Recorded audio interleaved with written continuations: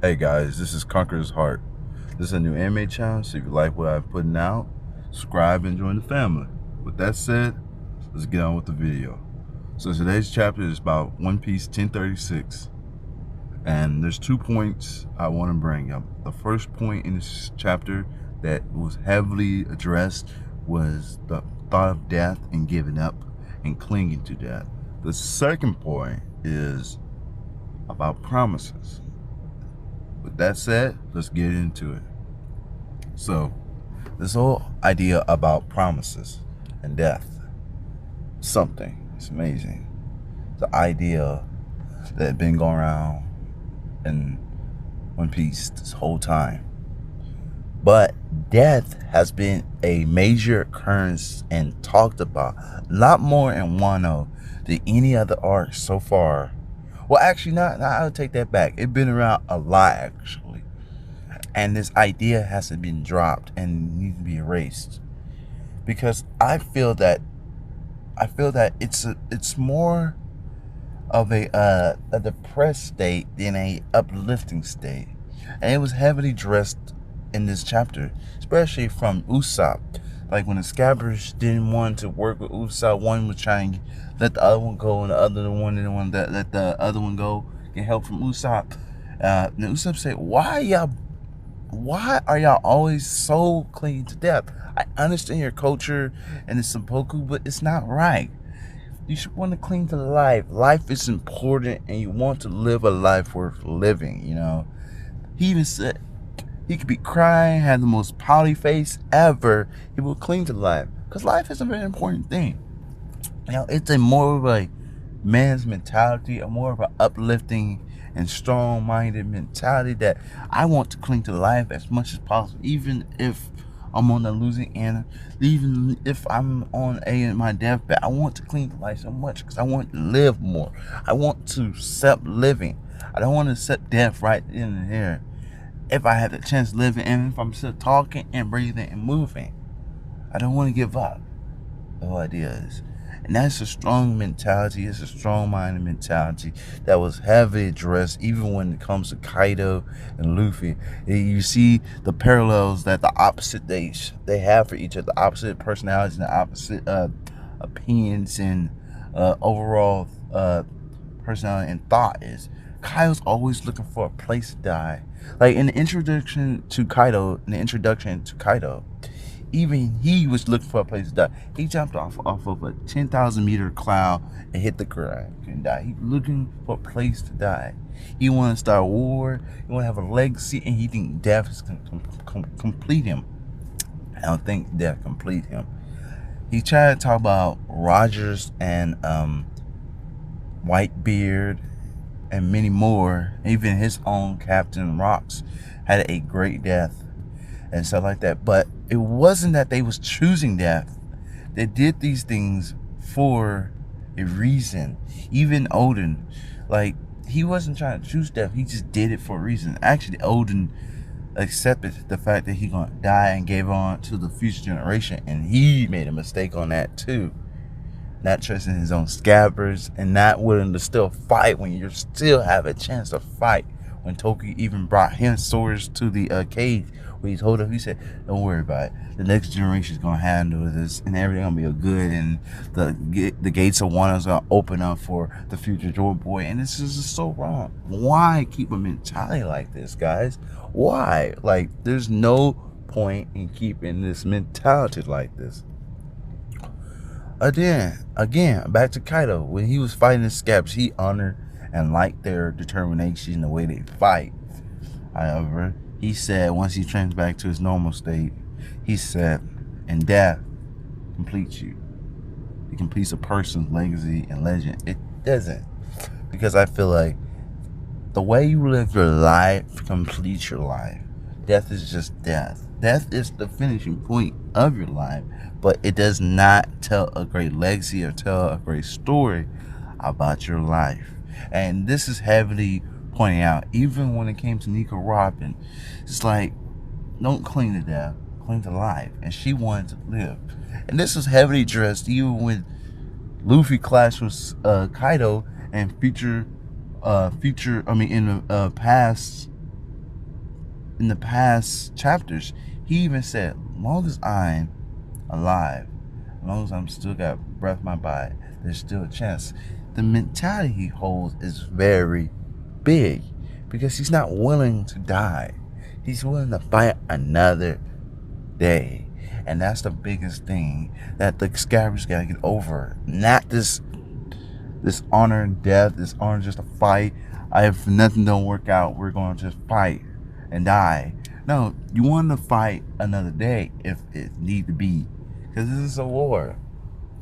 And even one of the Scabbers who's loyal to Odin, who has a tattoo on his back, Aesop said this to him and even said, God Usopp is right. Help him stay alive, Usopp. Because the mentality is that you need to still fight another day. You still need to keep fighting, keep living. They're going to get through this. Just got to keep fighting, keep living. They got great doctors. You got the mixed doctors. You got Tony Chopper, the greatest doctor is going to be in the world. Just keep fighting. And then, another thing is if you die, you're not going to know that you accomplished your goals. You don't even know if Kaido was defeated. You just left in death. You might come back with a vengeful spirit to defeat Kaido. And you don't even know that he was defeated because you're dead. So how would you know anything that you accomplished your goal? And as they said, and that's what Izo even said to him, if you believe in Luffy, keep living and keep fighting. And that's a good way to look at it. Because if you believe in Luffy, keep living, keep fighting. I think they was too much trying to follow Odin's mentality and die like warriors instead of just keep fighting, keep living, and search for another way of winning. Search for another way of fighting. And that's a big deal going on. They need to keep it like that and keep their mindset like that. And I think that's important.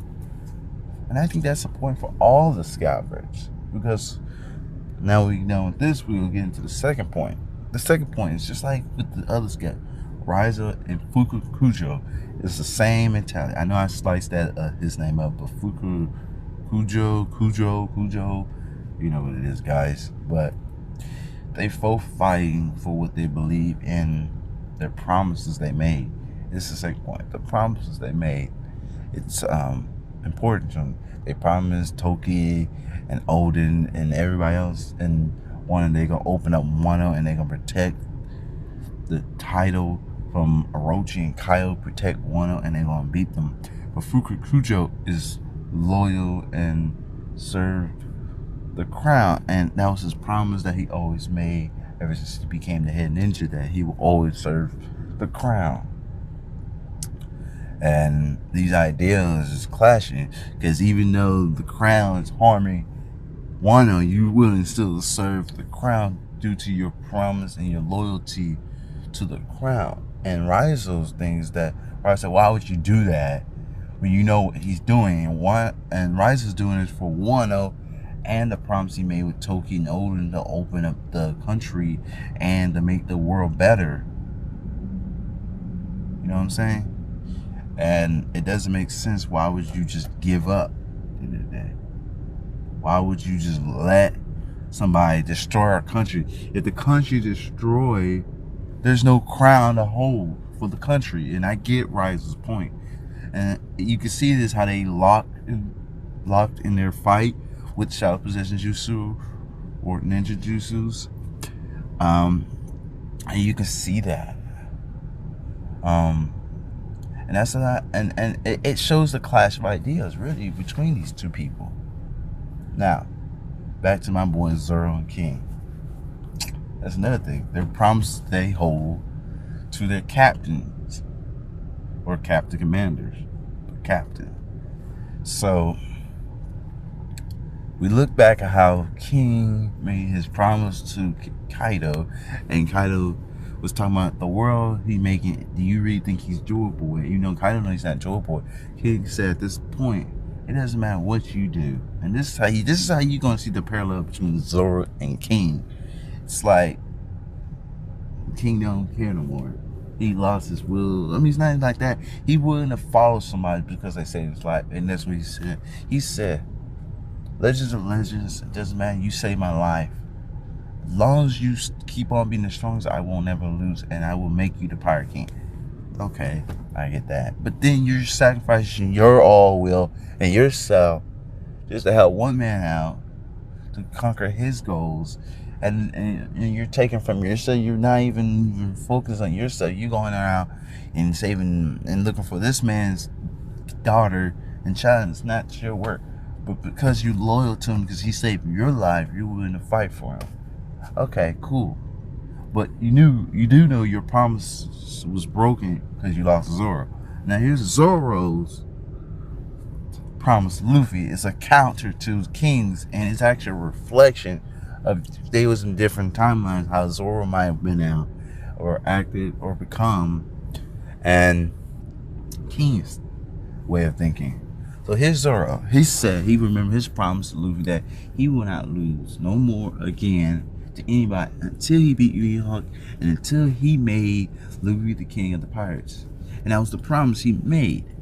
And this is the promise he held, and Luffy respected that and accepted that.